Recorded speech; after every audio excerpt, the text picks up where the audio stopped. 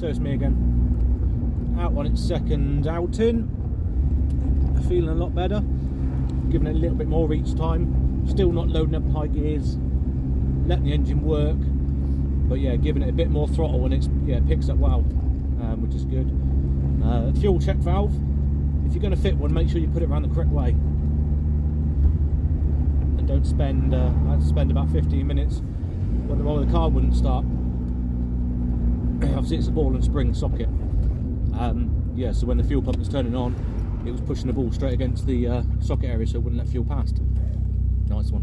But yeah, we found the problem, sorted it. So it's running up now, good.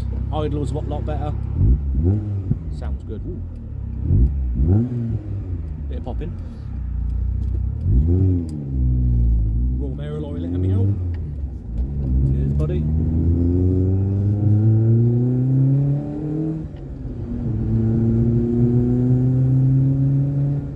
Feels good. That's only getting only 3/4 throttle, just letting it do its natural thing.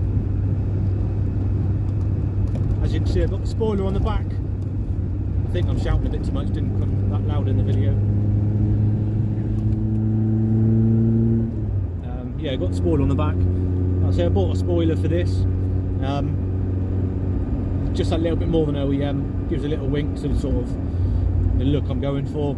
I did have a bonnet vent metal class one. I did buy it for the Jetta. I put it on here and I was like, oh, but after speaking to got my wife's opinion on it, which is obviously very important to me, and a couple of mates are getting important views, and they were like, we're like, nah, put it on the Jetta, just suits on there, just because it's a sort of, I guess, a bigger car, bigger bumper, blends in a bit well, so that's on there, which is fine. Engine mount, I've nagged the guy on eBay saying, look, where is it, mate? And this morning, I think, last night, I don't know, I can't remember, not feeling the best at the moment. Got a delivery saying, oh yeah, or delivery notification saying it's been posted. So whether that means he hasn't actually posted it or it's got lost and he sent another out, whatnot, but that should be here next week. Working away again next week, lovely Stoke somewhere.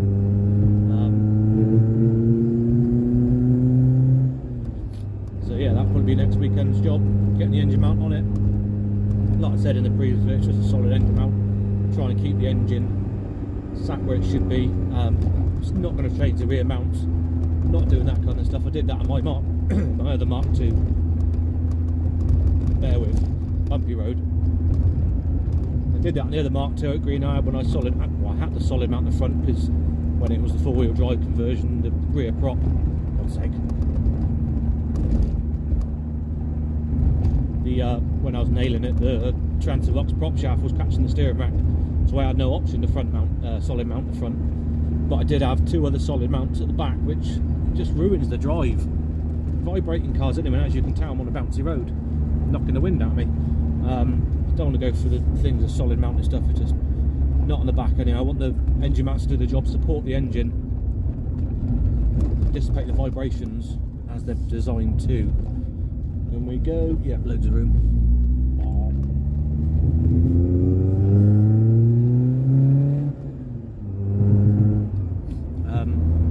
What was I saying? Yeah, same with the poly mounts. I don't want to poly bush everything because you're just putting so much more vibration through the vehicle.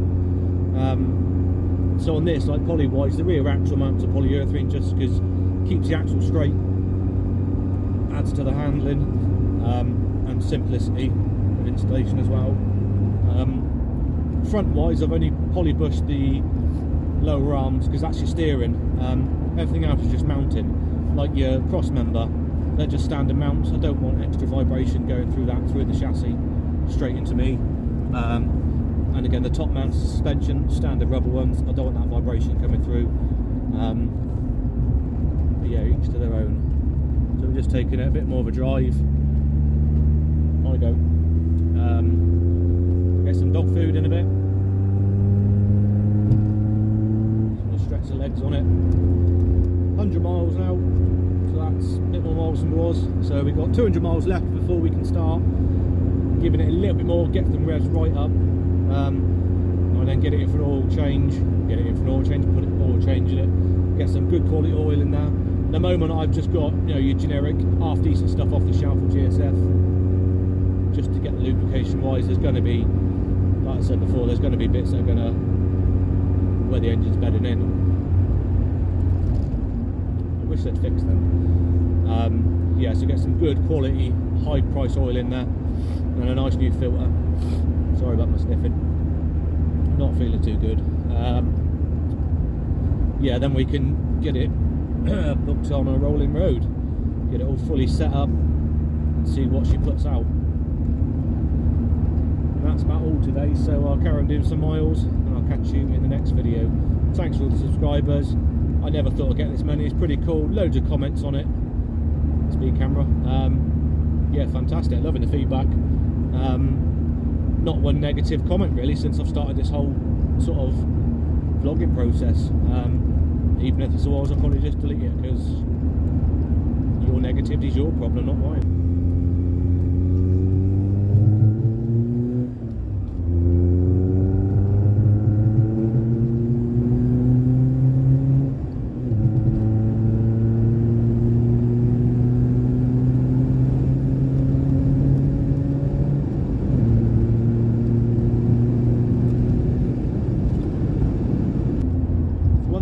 Noticed in this car since driving it is the power to weight ratio. Considering it's not a heavy car, I think curb weight's like 907, 908 kilos, something like that.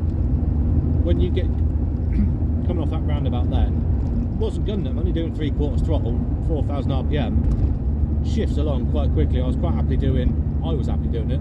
The fuzz wouldn't be, but yeah, it gets to speed quite quickly. You really notice. In these cars, you don't need a lot of power to get them shifting. So, whilst pondering myself, sat behind this bloke who was going so slow, it seems to be getting a bit dark. I think it might rain. Please go away, please go away, please go away. Yes!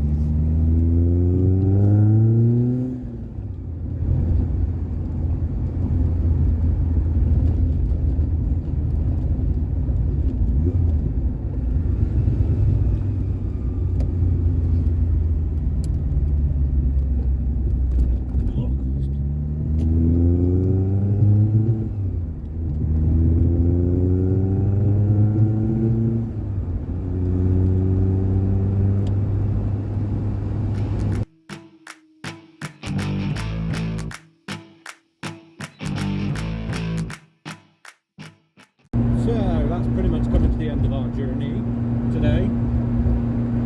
Just going to pull in and get some dog food, old valley, and some cat litter. Question is, will it start once I come back outside the shop? Hopefully. Obviously now I've got the fuel checked around the correct way, I know the fuel gets through. So once we turn off in the car park, it's plenty warm enough now, because we just had the stretch down the Fossway and a bit of dual carriageway, getting some good speed on. So we get it parked in the car park, and then hopefully it will fire straight up. That's the plan anyway. So, got the dog food. Am I jinxing it putting the seatbelt on? Come on, Golfie. Oh yes. Fuel check valve sorted.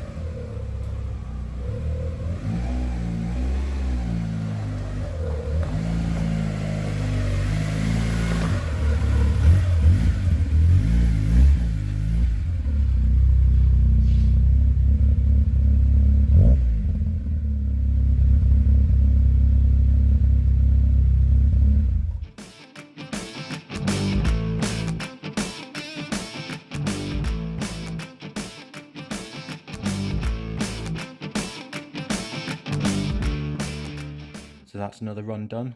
149 miles down or up, whichever you're going to look at it. So that was 87. Yeah, good amount of miles today. Spoiler looks really good looking at Cost Car Park. Hot start problem sorted. So next up is get the engine mount on and take it for another run. But yeah, it's feeling alive when you start giving it some revs. So cool. Again, cheers for watching. Catch you in the next one.